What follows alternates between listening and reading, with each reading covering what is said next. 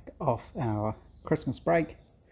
I have now a couple of weeks off work, so I'm going to try and get as much as I can done on the car. This is me now trying to assemble the different bits of the frame at the rear. Again, it sort of comes down to your order of operations, how you do this. So this is the tail. This is the piece that goes over the axle, and you can see I've basically pre-drilled the holes. That's all been lined up on the car. And the other thing is, since I've had these pieces off, I've put in the shape that needs to go in here. I did that with the hand plane and then the belt sander, just to get it smooth. And I also use the plane on the back to get all of this smooth, because there will be steel brackets that go all the way over this and they sort of sit flat. So this is how I set things up so I can plane them in my little vise. It's easy enough, obviously, you just plane it flat. I don't film any of this stuff because it would take me twice as long to set it up to film it for it to be any use than the amount of time I've got to do it. And as I keep saying, I'm building a car, not a channel, so that's why I don't show absolutely everything, even though I know that's kind of the sort of thing you need to do to get people to watch. I can appreciate the effort someone like Kyle puts into his films, which are getting better and better all the time, but I know it's a heck of a lot of work to do that. So I just want to get the car done. But the other thing I'll look at over the holiday break is sorting out the aluminium I need to order for all of the floors and the under tray, and obviously the skin. I think I have still got one sheet of 5005 aluminium. I suspect it's going to take, for an Austin 7, I think we said it was 3 sheets for the body. The Riley, of course, has got the big under trays, so that'll be another couple of sheets, I imagine. So I'll have to look at ordering some of that when everyone's back after the Christmas and New Year break.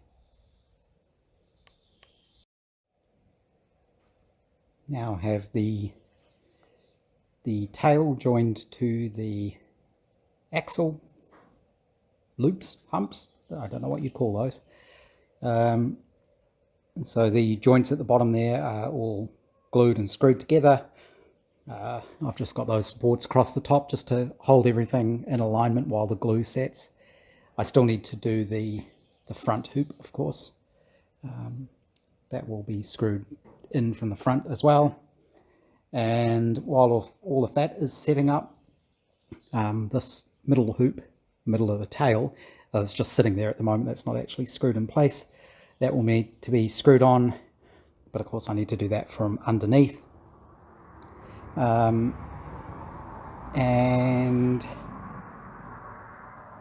I've been working on the piece underneath the tail. So the reason that piece is there is just so you don't get such a big step sort of in the back of the tail there. I could extend that a little bit further down, I think, to get the line so it really follows, but I think where I've got it is about right. It's sort of halfway up the curve of that tube, if that makes sense. So I think what happens is if you try to make it lower, you'll get a funny little cutout piece there. This way, the line, you'll see the line of the chassis, and then it'll come around that little curve and then follow the line off the tail. And I haven't made that flat. It's very subtly curved. It's probably a bit tricky to see that. If I get everything level, it might help. Yeah, I think you can see that there. Just so that that's not a completely flat line underneath there. There's a little bit of a curve up on it. And the way I did that, I haven't measured this at all. I just set up my steel rule here. It's probably a terrible thing to do it to a steel rule, but this one isn't actually a very good one. It's not actually straight, which makes it a bit useless. but it's very good as a strong bendy piece of steel. And then what I was able to do is sit that down against that and trace a pencil line, which you can see there. So that gives me that fair curve on there, and then it's easy enough to take this to the bandsaw, and because it's square cut timber, you can easily just feed that through like that, flat, just by hand, and cut that sliver off. And it impresses me how nicely this bandsaw works. I'm guessing they all work really well, but for 120 bucks, it was an absolute bargain, and I couldn't have done this project without it. But you know, that's probably a millimeter thick, you know, a 1/16 of an inch, and it cuts that fine. And this is my second blade. Of course, I ruined the first one by accidentally cutting into a nail. I've been ultra careful with this since.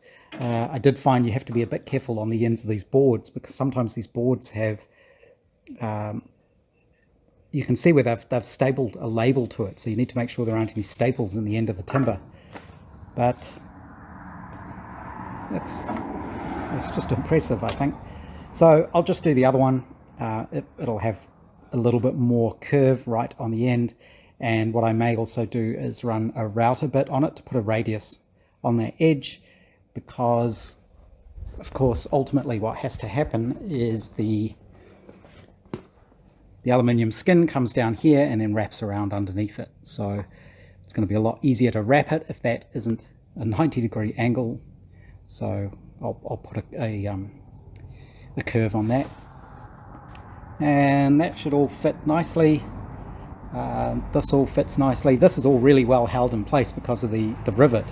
The rivet head that's underneath here locates exactly into the hole I made in the bottom, and that holds it all in place. There is hopefully enough clearance around here. I may slightly tweak the shape of the body here. I may shave a little piece off here because, whoops, the gimbal doesn't like it. I'm at the limits of the gimbal, but I'm not heavy enough really to stand on there. But you can see if one side of the axle was to come up and the other one goes down, so the axle articulation is doing that. There is a danger of that shock arm rubbing on the edge of the body, but I think the chances of that are fairly minimal. But these things always seem to move more than you expect them to, so that's kind of how that goes. You can also see, if you use a steel rule, it's going to be a bit hard with one hand, how you can start testing the curves on this. I can't do it because I can't bend it with one hand, but you sort of can. But once this is all shaped, I'll be able to get a nice curved line going through there.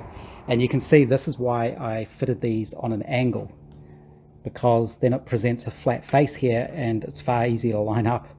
There's much less that has to be taken off that. But you can sort of see how that'll work.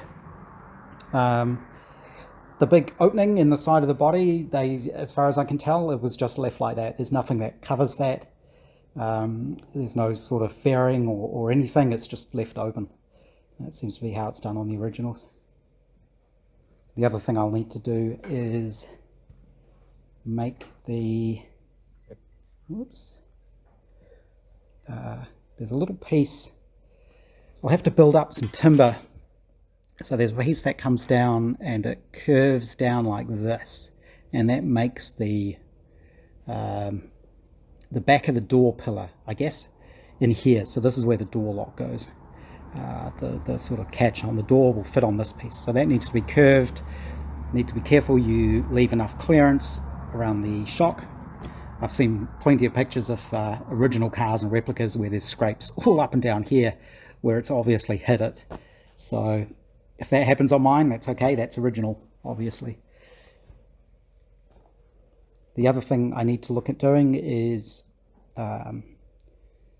figuring out how the So there's a seat backing that goes in there, and I'm not 100% certain how it's all arranged to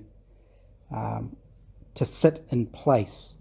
I think there may end up being sort of blocks up on the inside of this, and the seat back fits up against it, and also blocks down the bottom there that the bottom of the seat back fits up against. So I need to just figure out some of those details there. That probably varies from car to car.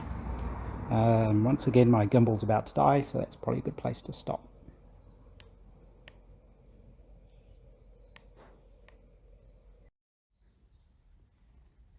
No gimbal for this bit because the battery went flat. But I have attached the front seat hoop and also attached this hoop. I did have some problems with this one. Where I drilled the holes, it did end up splitting the timber a bit. The screws are only really there to hold it while the glue's setting. So what I'll actually have is steel brackets in the corners there, which will help screw everything together. I may actually end up taking some of the screws out because they might be too long and they'll interfere with the bolts that go through to hold the brackets in place. But it's holding it all pretty tight. The screws just clamp it all together to get the glue to dry. And obviously I haven't shaped these yet. You can see that there because it's sitting too high. But this shows how I can work out how much I need to remove the sawdust there. So you can sort of see the gap. So to get this to touch this face, which is where I need it, obviously I need to take that distance there off here. And I'll be able to trace a line all the way around that. Same down here. This needs to be cut up here. So that'll all get shaped. But you can sort of see how it all fits together now. With that stick there, you can get an idea of the shape of the tail. And I'm just using string lines at the moment to give me an idea of how I need to cut the tops of these. So you can see with the string in place, that gives me the angle that I'm going to need. And I can just transfer that line to the tops of the timbers and I'll be able to chop these off by hand just very carefully. And it's a bit hard to see because I can't get completely flat with it. I can move the strings up and down on the ends of the hoops to get it at the right height, but basically it should touch this point, come across, and same here. If I've got it right, touch here and come across. And the string lines are showing that that's pretty close. So that's all looking really good. One piece I'm not happy about, and I'm going to redo, is this piece here. This little block I put in there, that's nowhere near big enough. So what I'm actually going to do is I'll chisel that off, or I'll make another piece that comes in a bit higher, because again this will have steel brackets all holding it in place, and there isn't much there at the moment to put the brackets through. So good thing with timber, you can just cut bits off and glue bits on. So I'll be able to build all of that up, bulk all of that up. It's not too critical, that one, to be honest, because the aluminium is going to be wrapping around all of this, so it's all going to be held in place. It can't go anywhere. But it would be nice for that all to be a bit neater. But that should be easy enough to do. And I still need to cut the tops. So these will be quite long pieces, and they'll be cut with the appropriate curve, and that'll form that top rail in there. There'll be a rail in here. Still have to make the tail, and the boot lid opening goes from here, and it's not in line with these, it's actually offset a bit, so it's kind of back here, which is where the boot opening goes. But that's giving a really good view of the shape now. And you can also see with that stick in place, I've mentioned this before, how the rear actually sits higher than the front. You can see there's a gap there, which is how they are. So that's copying an original. But the other thing I did is did route the little chamfer on that corner, that little radius on the corner rather. Those are just taped in place at the moment. So it's definitely starting to come together.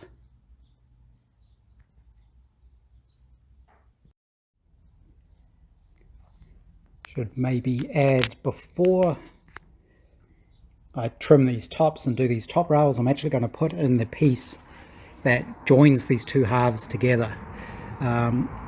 So at the moment this is only sitting on the chassis. It's just got a couple of clamps at the front of it, and this gets a little bit tricky because the top of the chassis isn't 100% flat. It's a bit wobbly, so depending on where you put the clamps changes a little bit how these fit. So I haven't bolted everything down yet because I decided it was better to try and build the frame so that it sat freely on the chassis and then is bolted down later. What I was worried about is if I started bolting things down, I would introduce stresses into everything.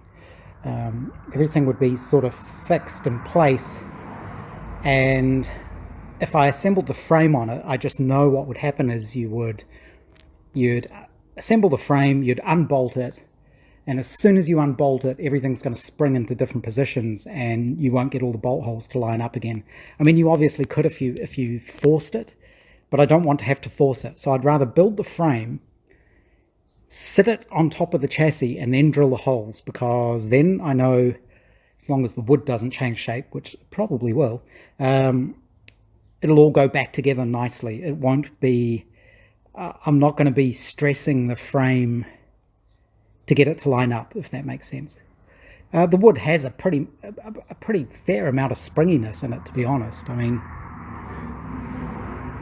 it's hard to tell if that's the clamp moving or the twist in the timber, but what I will do is I'll actually put in the reinforcing piece that goes, I think it goes here,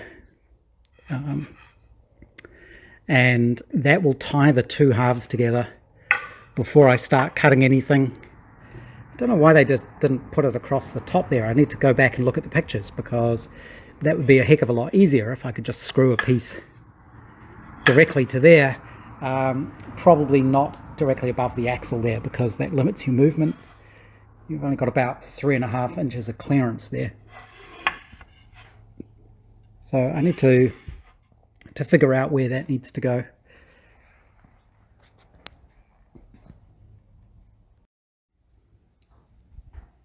So I have cut a couple of blocks, but I'm actually going to sort all of that out tomorrow. I know for most of my audience of about 20 people, it's winter at the moment, so I'm guessing a lot of people can't do much on their own projects, and I know the States have been having dreadful weather, but here, of course, it's the middle of summer, and I almost have the opposite problem, which it can get a little bit too hot in here at times, especially if I'm doing anything that takes a bit of activity. So let's see, what are we at the moment? Oh, there we go, over 30, and that's with the doors wide open. If I leave the doors closed, I would cook. It would be an oven in here, but yeah, it's rather nice and pleasant at the moment.